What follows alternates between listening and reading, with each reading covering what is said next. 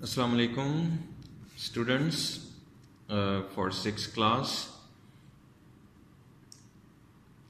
Today पीछे हमने उसकी सारी पोइम पढ़ी थी ट्रेसपास की और उम्मीद है आपको समझ आ गई होगी। उसकी वीडियो भी आप उसे ज़रा बार बार वॉच कीजिए ताकि आपको क्लियर हो सके इसकी बात। और सारा इसीलिए है ताकि आप उसके मीनिंग को आसानी से समझ सकें। और आपको चाहिए कि समरी की मैं आपको आपके नोट्स जो हैं वहाँ से समरी भी आपको क्लियर कर देता हूँ। कोई वर्ड्स मीनिंग है समझने वाला वो भी बयान कर देता हूँ, इसे आप ध्यान से सुने। This poem has been written by John Clare. ये पोइम नज़्म शायर जॉन क्लेयर ने लिखी है। इन दिस पोइम, इस नज़म में, ही एडमायर्स, वो तारीफ बयान करता है, द ब्यूटीफुल कंट्री साइड, खूबसूरत देहात की country side. But he feels, लेकिन वो महसूस करता है, वेरी एंक्शस, बहुत ही बेताबी बेचैनी, अबाउट क्रॉसिंग द लैंड, जिस वक़्त वो ज़मीन को क्रॉस कर रहा होता है, रास्ता एक रास्ते से दूसरे रास्ते जाता है, cross the land, that is not his, जो उसकी अपनी नहीं है।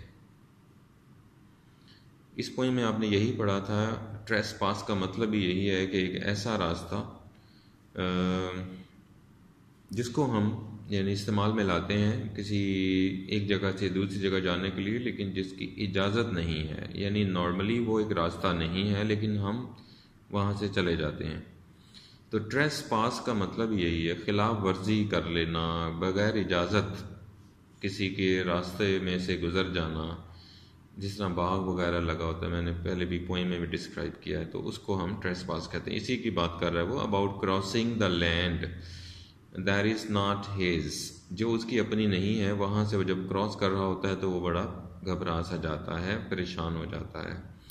He says that he is uneasy, वो कहता है कि मैं कुछ वो नहीं हूँ, कंफर्टेबल नहीं, पुरसुकून नहीं हूँ। About walking on a place, एक ऐसी जगह पर चलते हुए, विच डजंट हैव अ पैथ, जहाँ पर चलने का रास्ता नहीं है। चलने का रास्ता नहीं है, it does not, it means that ये रेगुलर वॉकिंग प्लेस नहीं है। हाँ, अगर कोई गुज़र जाता है या गुज़र जाते हैं लोग तो इजाज़त तलब करनी चाहिए। ही फियर्स, लिहाजा उसे डर लगता है, that the owner will come, कि उसका जो मालिक है, ओनर, वो कहीं आ जाएगा, and see him intruding his land, और उसे वो देख लेगा कि उसकी वो ज़मीन पर से ज़बरदस्ती दाखिल हो रहा है या गुज़र रहा है। इंट्रूड कहते हैं बिला इजाज़त दाखिल हो जाना, किसी जगह पे एंट्री होना। ही फर्दर एड्स, वो मज़ीद ये बयान करता है, दैट एवरीथिंग, के हर चीज़ जो है, इन द मैडो, इस चरागाह के अंदर, इज़ अडोरेबल, वो बहुत ही खूबसूरत है। अडोरेबल वैसे कहते हैं जिसकी इबादत की जा सके, लेकिन अब यहाँ वो मीनिंग तो नहीं है, लेकिन यहाँ उसी सेंस में हम इबादत से मुराद ये ले लेंगे कि हम बहुत ज़्यादा किसी चीज़ को पसंद करते हैं, तो यहाँ पर उसकी बात हो जाएगी। द मैडो इज़ अडोनेबल, कि वो बहुत ही प्यारा जगह बनी हुई है। मैडो कहते हैं जहाँ जानवर चरते हैं, खाना खाते हैं अपना, घास वगैरह, चारा वगैरह, तो मैडो उसे कह देते हैं। मैडो इज़ अडोरेबल, कि मैडो जो है बहुत ही खूबसूरत है। बट ही थिंक्स, लेकिन उसे ये ख्याल आता है, that people over there are scowling at him on his intrusion into the place, लेकिन वो देखता है, सोचता है, दैट के लोग जो हैं ओवर देयर मैंने उस जगह, जो लोग हैं, आर स्काउलिंग, वो बड़े ही नाराज़गी का इजहार कर रहे हैं। स्काउल कहते हैं तेवरियाँ चढ़ा लेना, तो गुस्से का इजहार कर रहे हैं, माथे पे बल लेके आ जाना उसे भी कहते हैं, उसी का इजहार कर रहा है वो। तो क्यों कर रहे हैं? On his intrusion into the place, उसने इस जगह पर जो बिला इजाज़त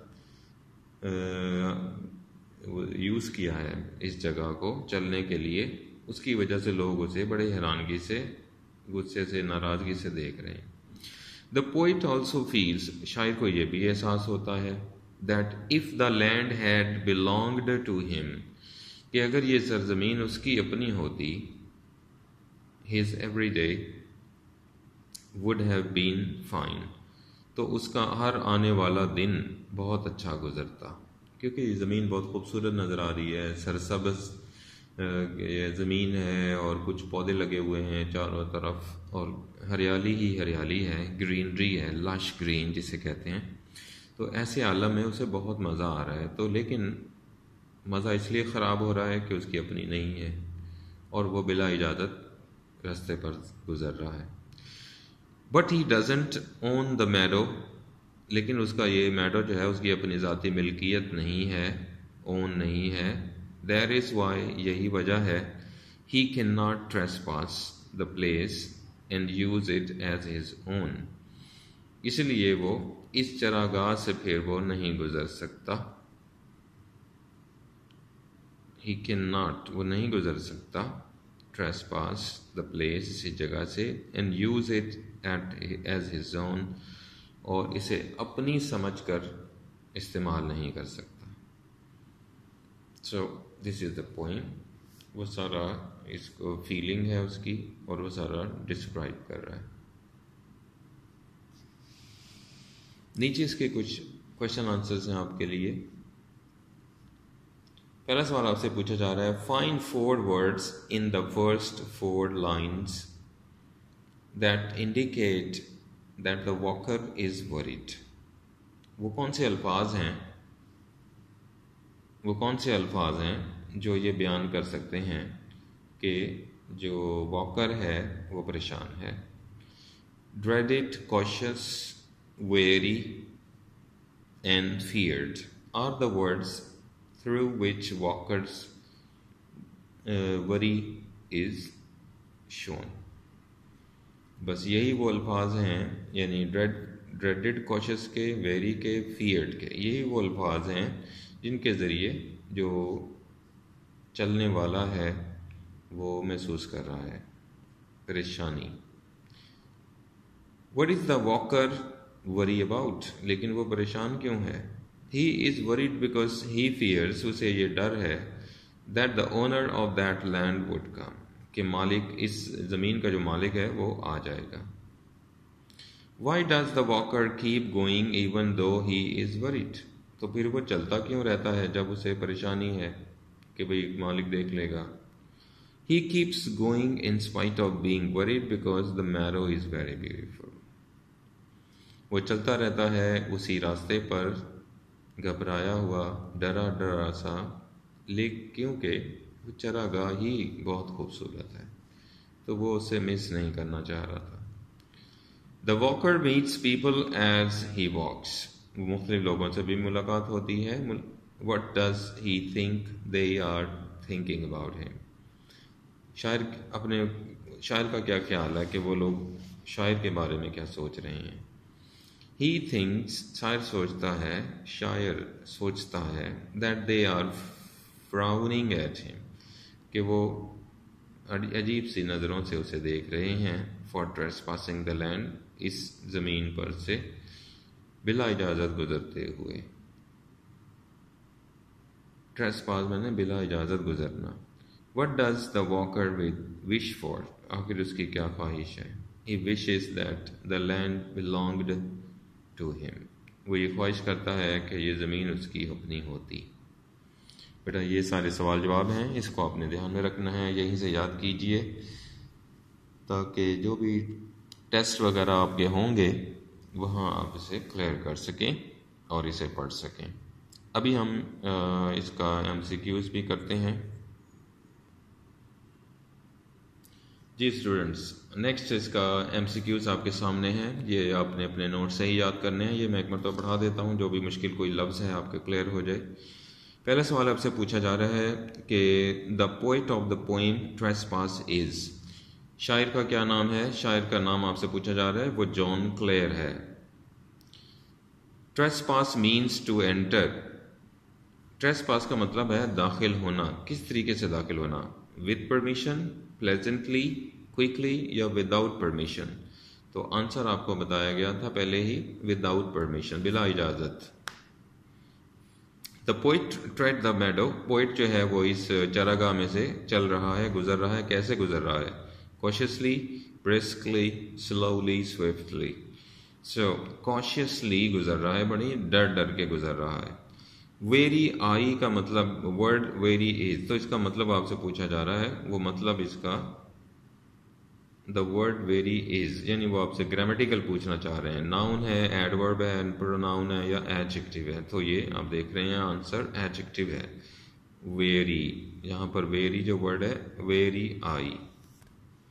the poet has a feeling of dash while passing the garden, उसकी फीलिंग क्या थी जिस वक्त वो गुजर रहा था बाग में से? तो गिल्ट, फीलिंग ऑफ गिल्ट, उसे अपना कसूर नजर आ रहा था, उसे अपना वो मुजरिम सा लग रहा था वहाँ से गुजरते हुए।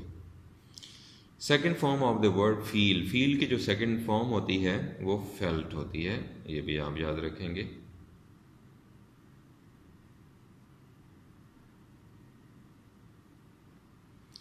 और फैंसीड मीन्स थॉट, सोचना, सोचा, पास्ट है। Often is an adverb, often adverb होता है ग्रामर की ज़बान में, एडवर्ब जो वर्ब के मीनिंग में इजाफा करता है, एडजेक्टिव जो नाउन के मीनिंग में इजाफा करता है, वर्ब जो एक्शन होता है, नाउन जो किसी चीज़ का नाम होता है।